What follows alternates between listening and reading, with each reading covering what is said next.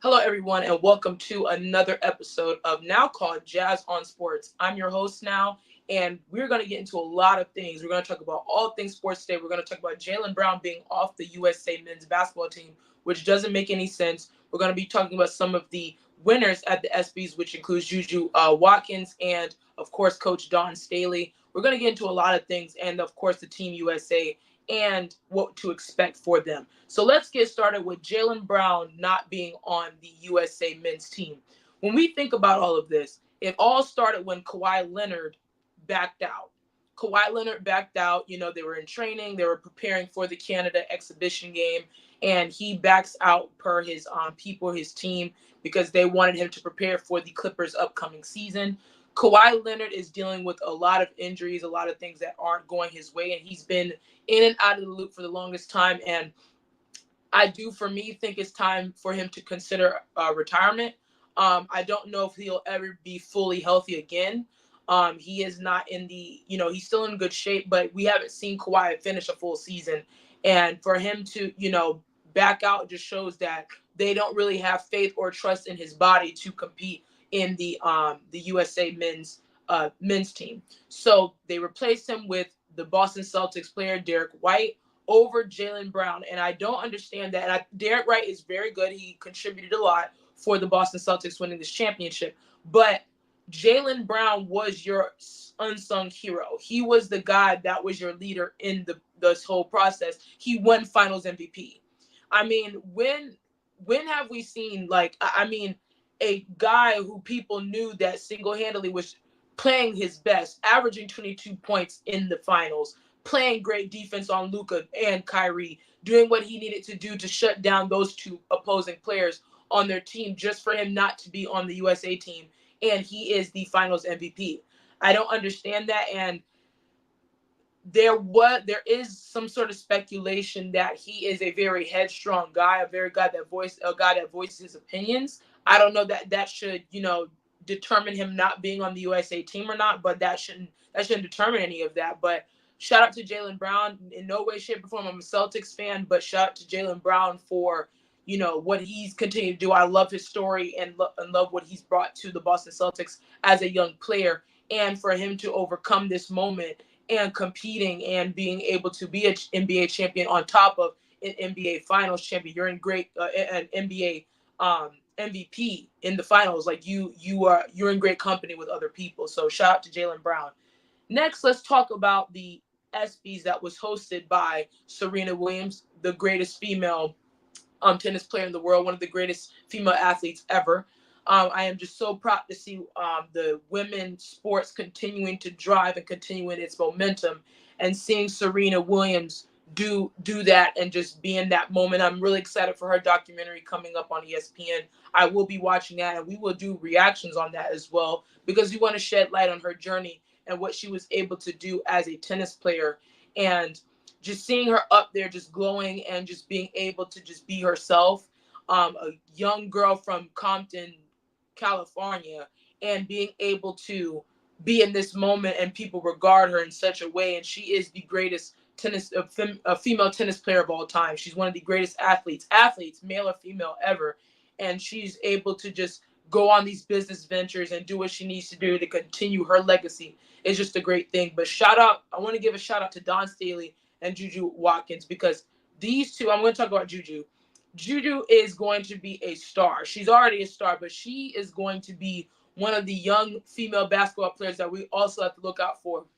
We know we keep talking about Caitlin Clark and keep talking about Angel Reese, but I am so excited to see what Juju is going to be, because she is such a physical player. She can score. She has moves. She has handles and skills.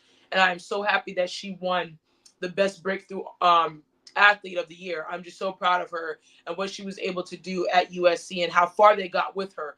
I think they need to get more pieces around her, get her some more pieces, and I think they can be a team to reckon with next season, far as women's basketball in college.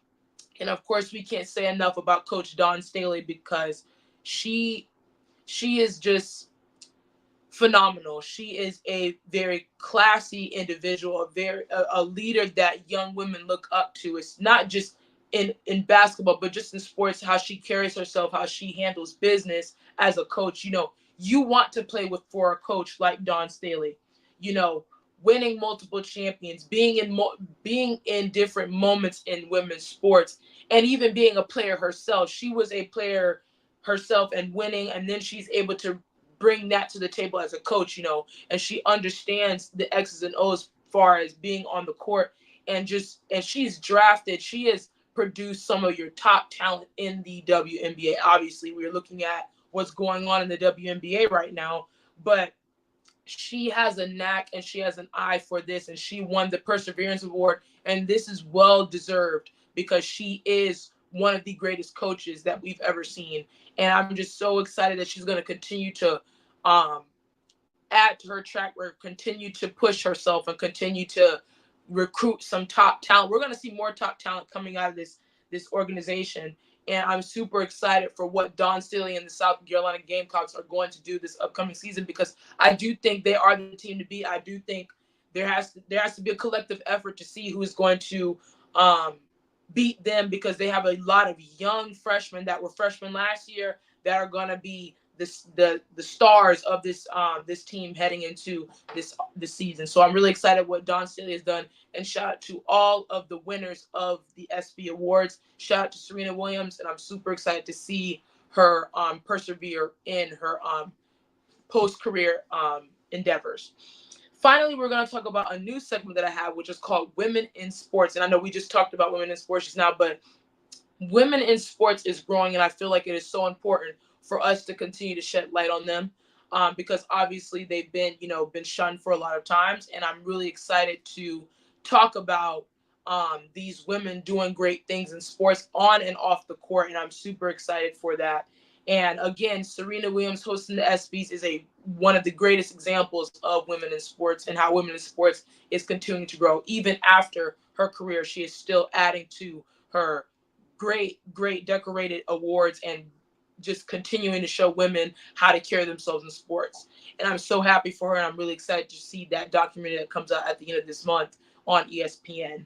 And of course, Asia Wilson, Juju Watkins, and Dawn Staley, they're continuing to be who they are and continue. We have Asia Wilson, who I said last show, who is the best player right now in the WNBA. Shout out to Caitlin Clark. Shout out to Angel Reese. Unfortunately, Angel Reese could not get her 14th straight double-double because the Liberty triple-teamed her, and they prevented her from getting her 2 points in order to continue that streak.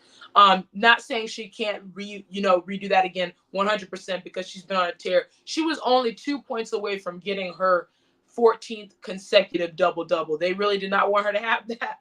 So I get all that, but it's just seeing what she's able to do, and seeing that you have women who's been in the league for a long time, stopping her from getting that record is just insane, and just shows the greatness of Angel Reese. And of course, Caitlin Clark is still dominating. She's breaking ankles. We saw it, and I'm just seeing these girls continue to do what they do. I'm really excited. And then even though Cameron Brink is injured, she's still in the top 4 in rebounds in the WNBA, and she hasn't played because she hurt herself, and we wish her a speedy recovery. But for her to still be in the top 4 in that category and she hasn't played just says that these young women are really doing great things. And I just want to continue to give them their props, and they are inspiring me as a young woman in sports media, as a young woman who played sports as well. This is really inspiring, and just seeing what these women bring to the table, and they all have different personalities and stories in which unifies all of us, and I'm so super happy about that.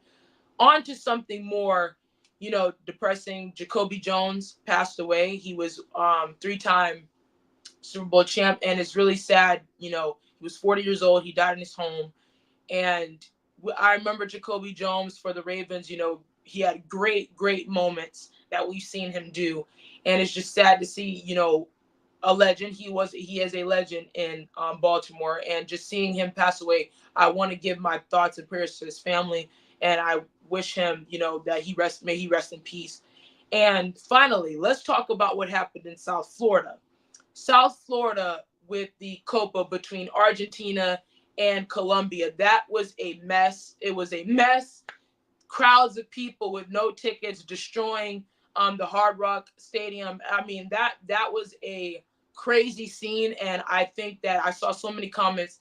We are not ready for the World Cup in 2026. We are not ready for that.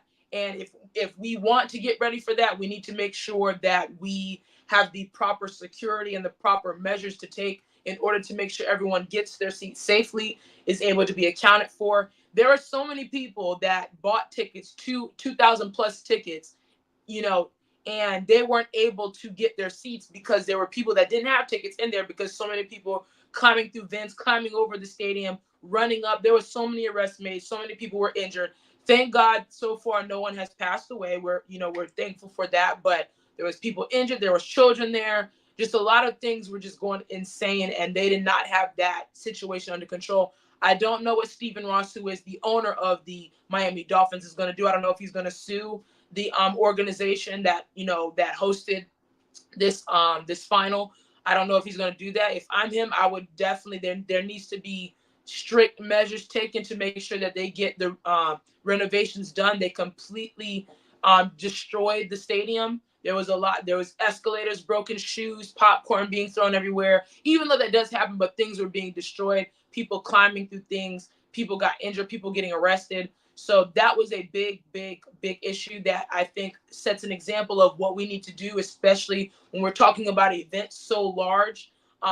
Soccer is the biggest sport in the world. It's a huge world sport, and people all over the place take it seriously. So there's going to be fans that are going to want to crowd the stadium, going to want to bum rush security, and we need to take better measure to make sure everyone gets in there safe, make sure everyone is in their seats, and make sure everyone is behaving accordingly. It should not be that people paid over $2,000 worth of tickets and they weren't able to get in the building, weren't able to find their seats. And I know I would have been upset. Spending that much money traveling, you have people traveling from Texas, all over the country, to come see some of their favorite players and support their team, and they couldn't make it in there because there was so much chaos. So hopefully Stephen Ross and the Copa can get together and come to an agreement of how to fix this and how to make sure they get the renovations back in order, make sure we get the stadium back in order for the football season. And of course, the college football season is coming up as well. We know the Hurricanes play there as well, so they need to make sure that we get this stuff together, especially preparing for any future World Cups that we're planning to have in the future. We need to prepare for that. That wraps up the show. Thank you all so much for your support and your thoughts. I am super excited for the college football game that's coming out tomorrow. Some people already got it, pre-orders and different things like that. There's going to be a lot of content from me regarding this game because I'm super excited for it. The Gators, Ben Hill Griffin, the Swamp, is in the top 10 rated hostile environments for the game, so I'm really excited about that. This game looks sensational. The graphics, the commentating, everything like that. I am super excited for this game, and I know everyone is going to be in tune. And there's going to be so many tournaments that people are going to be into and streaming, and I want to be one of those people. So I'm really excited for that. Make sure to stay subscribed to to JazOnSports. It's not First Impressions anymore. Make sure to have your notifications on there. We're going to be talking all things sports, more interviews to come, and more content to come. So stay tuned. Thank you for watching.